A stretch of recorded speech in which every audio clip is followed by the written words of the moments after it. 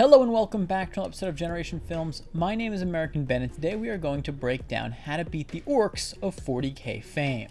Now, I'm actually pretty excited for this video, as the Orcs are actually a Xeno race that's conceivably defeatable, unlike the Necrons and Tyranids. I'm not saying they're a walk in the park, also known as the Tau. I'm saying it's not completely out of the realm of possibility that the Imperium of Man could bring down the greenskin horde. Now, if you have a social life, then you may not know that the Orcs are a biologically engineered species. They were created by the Old Ones, aka the Brain Boys, a precursor reptilian race some 60 million Terran years ago. The Old Ones created the Orcs, who themselves were originally known as the Krork, to fight the Necrons during the War in Heaven. Truth be told, the Orcs don't cut it against the Necrons, but to be fair, not even Chuck Norris could take down the Necrontyr. Sly Marbo could, though. That said, the Orcs are a very formidable Xeno race, perhaps the strongest intelligent, though I use that term lightly, race in the Milky Way galaxy, and the human empire has suffered greatly at their Thus, let's consider some ways the Orcs could be brought down. The first method is antifungal technology. Orcs are built to survive in any environment as they have a partial fungal makeup. They're basically part mushroom, part Shrek. When they invade a planet, they don't adapt to it. On the contrary, they adapt the planet to them. They release fungal spores on the surface of planets, which take root in the ground and transform said planets into orc ecosystems. Using this incredible biological survival mechanism they're endowed with, orcs can survive just about anywhere, from toxic death worlds to Khorne's anus, and this is a problem. Not just for the bowels of a certain chaos god, but for all of humanity, because it's near impossible to find an environment within which orcs won't quickly gain the upper hand. This is why any intelligent plan of action in taking on the Orcs would involve developing technology that can counteract their fungal survival mechanism, which is also how Orcs reproduce, by the way. Inhibiting the Orc life cycle with some sort of antifungal cream, or okay, fine, bomb, could be the secret to finally taking them down. Our second method is something that one should not do in taking on the Orcs: underestimate them. I think given the fact that Orcs aren't the brightest of the sentient races in the galaxy, humans are often tempted to simply believe they can defeat them by out-strategizing them. Now, it is true that humans have historically been able to outthink the Orcs and back them into traps of all sorts, but often this hasn't been enough to claim victory. This brings to mind the Thrasos disaster, which took place in year 928 of the 41st millennium. On the planet Thrasos, a coalition of Space Marine chapters, including the Iron Knights and Liberators, attempted to halt an aggressive Orc advance. The Space Marines successfully lured the Orcs onto a refinery platform, at which point Tech Marines destroyed the bridges linking the platform to the mainland. Then, Space Marine kill teams swooped in to take out the trapped Orcs. Indeed, thousands of Orcs died in the battle, but so did hundreds of Space Marines, as though operating from a positional disadvantage, the Orcs fought back with unrelenting fervor. Eventually, Orc reinforcements showed up, and ultimately the Orc persevered. And thus, sometimes tactics aren't enough against the Orcs because they're resilient, fiery, and, well, have incredible numbers. But perhaps most importantly of all, they're warlike, born to love the fight, and so breaking their will is often a futile endeavor. They can overcome superior tactics with raw aggression, which, by the way, is a real strategy sometimes employed in war and sport. Method number 3 is to isolate them. To reiterate, Orcs are an intelligent race, but they're simple-minded. They don't deeply ponder their actions, they just do. They see an enemy, they attack, and thus, as I also mentioned before, it's not too hard to outsmart them or trick them. Therefore, strategies which involve manipulating them should certainly be employed, because doing so is not too tall of an ask. As far as isolating them goes, well, Orcs can collectively generate a psychic field which grows stronger as more Orcs enter within the perimeter of the field. It is this field which endows Orcs with a range of powers and abilities. Simply said, the more numbers Orcs have at the ready, the stronger they are collectively. However, on their own, individual Orcs have no psychic power, and they're much less capable. Thus, employing strategies which at the very least create distance between Orc factions would help to collectively weaken the Orcs on the battlefield. Method number 4 is to gather the Orcs in one spot, which of course completely contradicts my previous suggestion. Here's the thing. Yeah, Orcs become stronger when they're together, but they also tend to use that strength on each other. If the entire Orc race becomes united, the galaxy would probably be doomed. But that will never come to pass because orcs are always steeped in internecine conflict. Orc tribes wage war against one another for dominance and to prove their might. Orcs often live short lives because they spend most of their time in combat, and oft they lose their lives at the hands of fellow orcs. One can imagine that if a larger population of orcs were confined to a single star system, they might wipe each other out. Method number 5 is to target the Oddboys.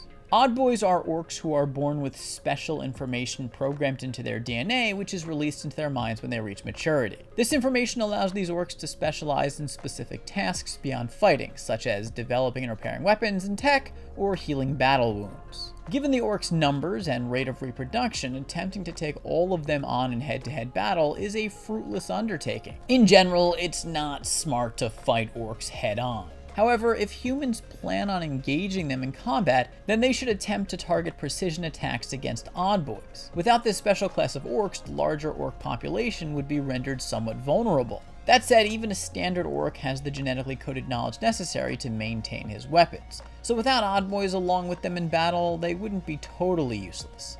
At least not immediately. Method number 6 is to use orcs' psychic ability against them.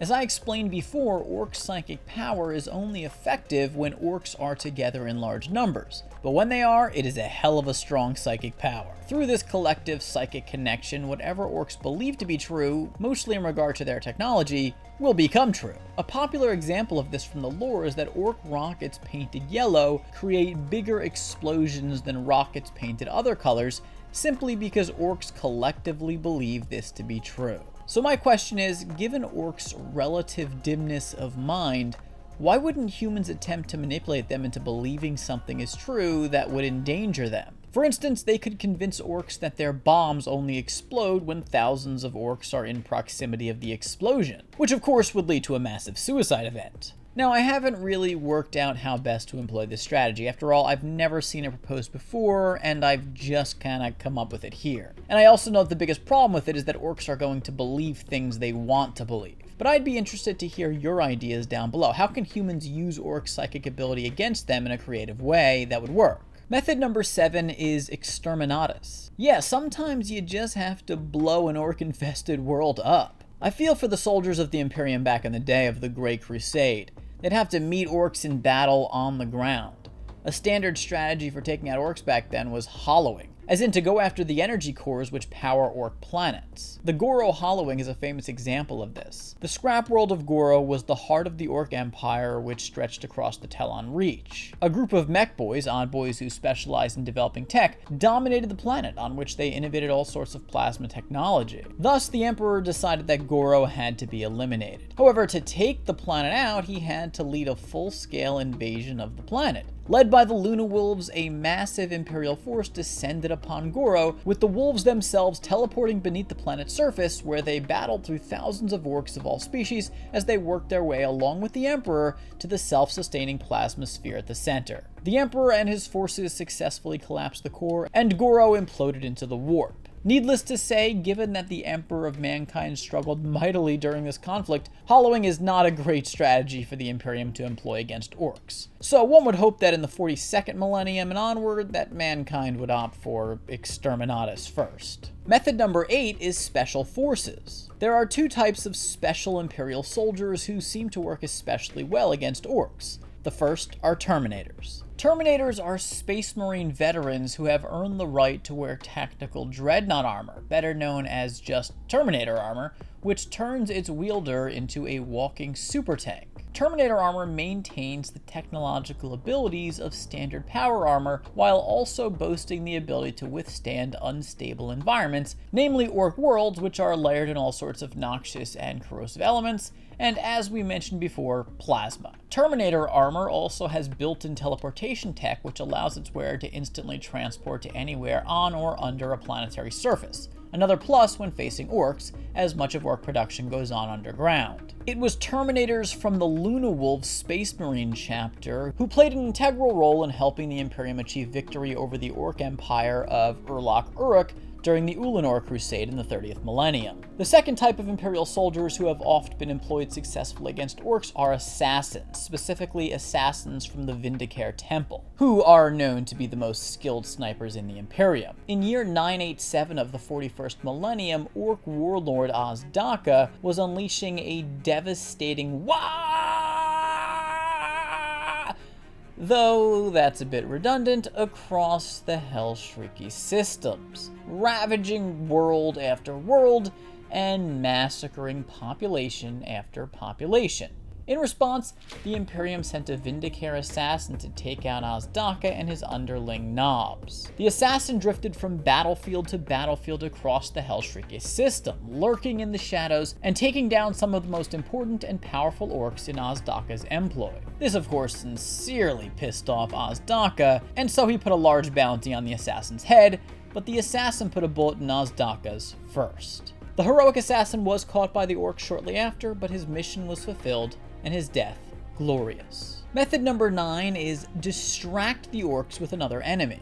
As I mentioned before, and repeatedly really, Orcs aren't very clever, and they're liable to be duped and manipulated. It'd be easy enough to gather them all together and get them to engage in civil war. However, that's not even necessary. The Imperium can also just divert them into the Eldar or Tyranids. Orcs love to fight, and they're not going to pass up the opportunity for a good battle, even if a battle distracts from a larger objective, which is itself usually just to make war anyway. One may recall the time in the late 41st millennium, year 982, when Orc freebooter, as in pirate, Dokbod Firegut and his boys harpooned a vessel in the void and dragged it back to their base. Unfortunately for them, the vessel was actually a living creature, or specifically a Tyranid bioship, which then unleashed a horde of Tyranids on the Orcs' base. Okay, actually none of this was unfortunate for anyone, I suppose. The Tyranids got to feed, the Orcs got the pleasure of engaging in a protracted battle against a worthy enemy, and the humans got to stay out of it all. Yeah, so the Imperium should lead Tyranid bioships into Orc territory whenever and wherever possible. This leads us to method number 10, our final method. Get the Orcs swept up in a hell war. First off, there's no easier Xeno race to lead into the warp than the Orcs, who will go wherever the fight is. In year 982 of the 41st millennium, Orc war boss Zagstruck, enraged at being outmaneuvered by some wild riders, followed these jet bike riding Eldari into the warp and wasn't seen for 10 solar months. Actually, I'm not sure he ever stopped chasing down Eldari after that, which by the way supports the viability of the previous suggested method of distracting the Orcs with another enemy. But the point here is that getting the Orcs into the warp doesn't require very complex planning. Just piss them off and head for Imperium. However, being that Orcs, as just demonstrated, are liable to get locked in battle for extended periods of time, the ideal here is not only to get Orcs into the warp, but to then have them end up engaging in battle with the demonic entities of this hellish realm. Here, we might think all the way back to year 344 of the 41st millennium, when Orc warlord Tuska the Demon Killer took a liking to battling demons, as his name implies, and led a into the Eye of Terror, where he and his forces unleashed hell on hell, attacking one demon world after another. It's said that eventually Tuska and his army were transported to Khorne's realm, where they fight against his demonic forces for all eternity, dying over and over again to the great amusement of the Chaos God of War himself. Anyway, those are my strategies for taking down the Orcs. Let me know what you think down in the comments below, and do give this video a big thumbs up if you enjoyed it. Remember to subscribe to our channel and hit that notification bell so you don't miss a damn thing. For now, my name is American Ben, and I'll catch you next time. Generation Films, peace.